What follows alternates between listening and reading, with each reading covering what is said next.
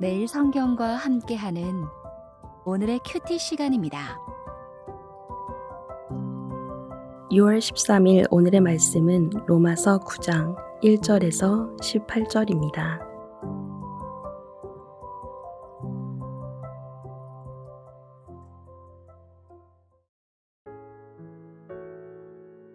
내가 그리스도 안에서 참말을 하고 거짓말을 아니하노라. 나에게 큰 근심이 있는 것과 마음에 그치지 않는 고통이 있는 것을 내 양심이 성령 안에서 나와 더불어 증언하노니 나의 형제 곧 고르게 친척을 위하여 내 자신이 저주를 받아 그리스도에게서 끊어질지라도 원하는 바로라. 그들은 이스라엘 사람이라. 그들에게는 양자됨과 영광과 언약들과 율법을 세우신 것과 예배와 약속들이 있고 조상들도 그들의 것이요 육신으로 하면 그리스도가 그들에게서 나셨으니 그는 만물 위에 계셔서 세세의 찬양을 받으실 하나님이시니라. 아멘. 그러나 하나님의 말씀이 폐하여진 것 같지 않도다. 이스라엘에게서 난 그들이 다 이스라엘이 아니요 또한 아브라함의 씨가 다 그의 자녀가 아니라 오직 이삭으로부터 난 자라야 내 씨라 불리리라 하셨으니 곧 육신의 자녀가 하나님의 자녀가 아니요 오직 약속의 자녀가 씨로 여기심을 받느니라. 약속의 말씀은 이것이니 명년 이때에 내가 이르리니 사라에게 아들이 있으리라 하심이라. 그뿐 아니라 또한 리브가가 우리 조상 이삭 한 사람으로 말미암아 임신하였는데 그 자식들이 아직 나지도 아니하고 무슨 선이나 악을 행하지 아니한 때에 택하심을 따라 되는 하나님의 뜻이 행위로 말미암지 않고 오직 부르시는 이로 말미암아 서게 하려 하사 리브가에게 이르시되 큰 자가 어린 자를 섬기리라 하셨나니 기록된 바 내가 야곱은 사랑하고 에서는 미워하였다 하심과 같으니라. 그런즉 우리가 무슨 말을 하리요 하나님께 불의가 있느냐 그럴 수 없느니라. 모세에게 이르시되 내가 긍휼히 여길 자를 긍휼히 여기고 불쌍히 여길 자를 불쌍히 여기리라 하셨으니 그런즉 원하는 자로 말미암음도 아니요 다른 박질하는 자로 말미암음도 아니요 오직 긍휼히 여기시는 하나님으로 말미암음이니라.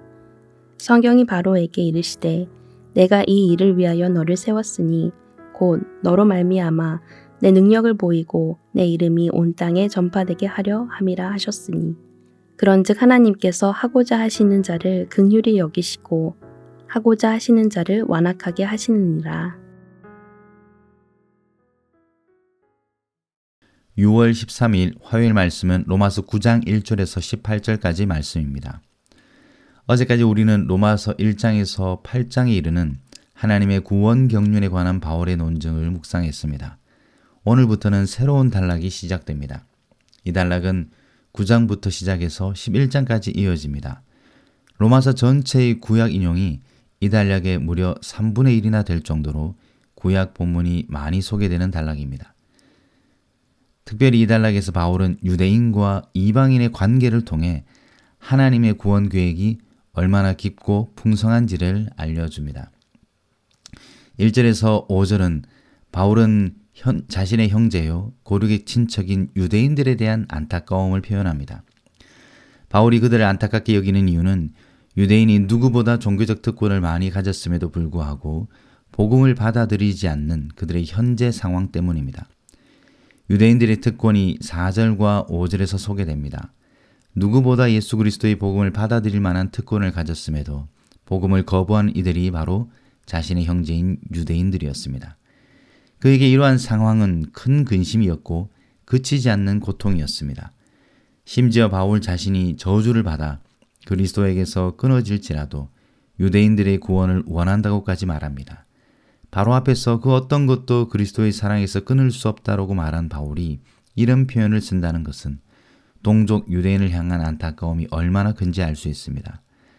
그러나 바울이 정말 하고 싶은 말은 개인적인 고통과 슬픔을 표현하는 것이 아니었습니다.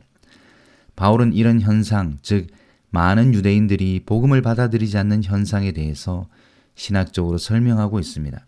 이런 현상은 하나님의 구원 계획이 실패한 것이 아닌가, 유대인들이 복음을 받아들이지 않는데 이전에 이스라엘에게 주신 언약, 율법 양자됨은 무슨 소용인가? 라는 것이 그 질문들입니다. 이건 하나님의 약속이 실패한 것이 아니냐는 의문과 연결될 수밖에 없습니다. 9장부터 11장까지의 바울의 논증은 그에 대한 대답입니다. 6절의 간략한 선언, 그러나 하나님의 말씀이 폐하여진 것 같지 않도다가 바울이 진정하고 싶은 이야기입니다. 왜 그 많은 유대인들이 복음을 받아들이지 않을까요? 바울의 논리를 한번 들어봅시다. 바울은 먼저 모든 이스라엘이 약속의 자녀가 아니다라고 말합니다. 이를 설명하기 위해 바울은 구약의 족장들의 이야기를 소환합니다. 아브라함의 모든 아들이 약속의 자녀가 아닙니다. 오직 이삭과 그의 몸에서 난 자들이 하나님의 약속의 자녀로 택함받았습니다. 또 이삭의 자녀라도 큰아들 에서가 아니라 동생 야곱이 택함받았습니다. 이 족장들의 짧은 이야기 속에서 바울이 하고 싶은 말은 무엇입니까? 혈연 자체가 큰 의미가 없다라는 겁니다. 하나님의 약속과 선택이 우선이라는 겁니다. 유대인이라는 혈통이 구원을 담보하지 않음을 말해줍니다. 바울이 이 족장들의 이야기에서 하고 싶은 또 다른 이야기는 에서가 아니라 야곱을 선택하신 시점에서 드러납니다. 그 시점은 어머니 리브가의 뱃속에 있을 때였습니다. 11절에 이 선택의 시점의 의미를 명확하게 설명해 줍니다. 그 자식들이 아직 나지도 아니하고 무슨 선이나 악을 행하지 아니한 때에 택하심을 따라 하나님의 뜻이 행위로 말미암지 않고 오직 부르시는 이로 말미암아 서게 하려 하사 이삭의 됨됨이나 야곱의 어떤 선함의 택함의 기준이 아니었습니다. 이처럼 바울은 유대인의 혈통이나 어떤 행위가 하나님의 택하심의 기준이 아니라는 것을 강조하기 위해 족장들의 이야기를 하고 있는 것입니다. 이것이 많은 수의 유대인들이 복음을 받아들이지 않는 바울의 첫 번째 설명입니다. 이것을 우리는 하나님의 주권이라고 합니다. 하지만 이 설명은 또 다른 질문을 야기합니다. 바울은 그 반론을 익히 알고 있었을 겁니다. 14절에 이제는 익숙한 바울의 수사법이 다시 등장합니다. 가상의 질문자의 질문을 소개하고 대답하는 형식입니다. 그 질문이 무엇입니까?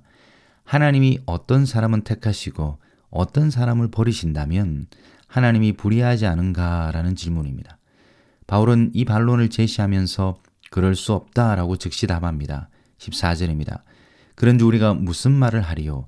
하나님께 불의가 있느냐? 그럴 수 없느니라.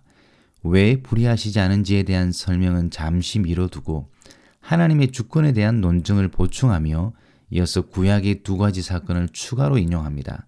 하나는 시내산에서 금송아지를 숭배한 이스라엘의 배교의 사건을 배경을 두고 있습니다. 출애굽기 33장 19절의 말씀입니다. 그것은 내가 긍휼히 여길 자를 긍휼히 여기고 불쌍히 여길 자를 불쌍히 여기리라는 구절입니다. 또 다른 인용 사건은 출애굽 당시의 바로의 완악함입니다. 이 두 사건을 소개하는 이유는 18절에서 분명히 말씀합니다. 그런즉 하나님께서 하고자 하시는 자를 긍휼히 여기시고 하고자 하시는 자를 완악하게 하시느니라. 이 역시 긍휼히 여기는 것, 완악하게 만드는 것 모두 하나님의 고유한 권한이라는 바울의 설명입니다. 우리가 다양한 구약의 인용 말씀을 접하면서 바울이 지금 하고 싶은 말에 집중할 필요가 있습니다. 그것은 하나님의 긍휼을 얻기 위해 인간의 의지나 노력이 개입될 여지가 없다라는 겁니다. 또 하나님의 이름과 능력을 나타내는 일에는 바로의 완악함을 사용하시듯이 하나님의 고유한 권한이라는 겁니다. 오늘 말씀은 하나님의 말씀은 철회되지 않습니다. 하나님의 구원 계획은 실패한 것이 아닙니다와 같은 큰 주제의 시작입니다. 유대인들의 완악함에 대한 현상을 바울은 택하심이라는 하나님의 주권으로 포문을 열고 있습니다. 하나님의 주권에도 불구하고 그분이 불의하지 않음에 대해서는 내일 본문에서 좀 더 선명하게 나타날 것입니다. 다만 오늘 본문을 통해 함께 묵상하기를 원하는 주제는 하나님의 주권과 인간의 겸손입니다. 이삭을 약속하시고 야곱을 택하신 하나님의 주권을 묵상합니다. 주권을 묵상하면서 자연스럽게 따라오는 것은 하나님을 경외하는 마음과 겸손입니다. 우리의 원함이나 노력으로 하나님을 조종할 수 없음을 인정하며 우리를 불러주신 하나님께 감사합시다. 하나님의 주권은 폭군의 횡포가 아니라 온 세상을 구원하시려는 하나님의 신실하심입니다. 결국 눈앞에 구원의 역사가 실감나게 보이지 않고 세상에 하나님의 의로우심이 희미하더라도 하나님의 말씀은 실패하지 않고 구원의 계획은 지금도 전진하고 있음을 굳게 붙잡아야 합니다. 마지막으로 바울의 간절함과 애끓는 마음을 묵상합시다. 바울의 마음을 오늘 우리에게 주시는 교훈으로 삼아도 좋을 것 같습니다. 하나님의 주권을 다 헤아릴 수 없어도 종교적 특권 속에 있지만 마음에 굳게 닫혀있는 고륙 진척에 대한 안타까움은 우리가 흉내라도 낼 수 있는 오늘의 교훈입니다. 함께 기도하시겠습니다. 주님, 우리 눈에 보이는 구원의 역사가 때로 미미하게 느껴질 때가 있습니다. 우리의 감정과 느낌이 아니라 하나님이 당신의 주권 가운데 신실하게 일하고 계심을 붙잡기를 기도합니다. 말씀이 패하지 않고 구원의 계획이 실패하지 않음을 믿음으로 살아가게 하여 주시옵소서. 또한 우리 안에 복음을 거부하는 이웃에 대한 헷갈리는 마음을 주시옵소서. 그리스도의 마음으로 세상과 이웃을 보게 하셔서 머리로 이해하는 신앙이 아니라 간절히 마음으로 기도할 수 있는 성도가 되기를 원합니다. 예수 그리스도의 이름으로 기도드립니다. 아멘.